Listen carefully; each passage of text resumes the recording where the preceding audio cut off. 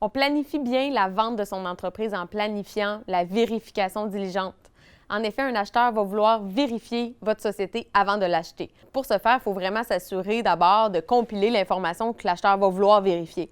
Donc, on regarde le livre de minutes, le fameux livre de société. On s'assure, est-ce qu'il est à jour? Est-ce qu'il est complet? Est-ce qu'il manque des signatures? Car il arrive trop souvent qu'il manque des signatures et juste le temps d'aller les chercher, on vient prolonger la transaction.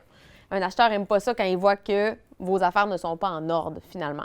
Ensuite, on pense à tous vos contrats, vos principaux contrats. Est-ce que vous avez un contrat avec un distributeur qui vous accorde des rabais, une exclusivité, mais que c'est une entente, une belle poignée de main, une entente verbale?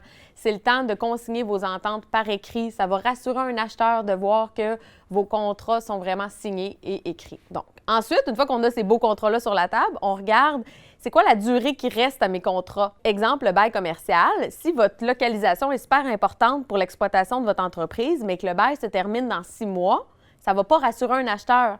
Donc, ça peut être super pertinent de tout de suite prendre les démarches pour renouveler le bail. On s'assure aussi d'être protégé au niveau juridique. Est-ce qu'il y a des risques de poursuite?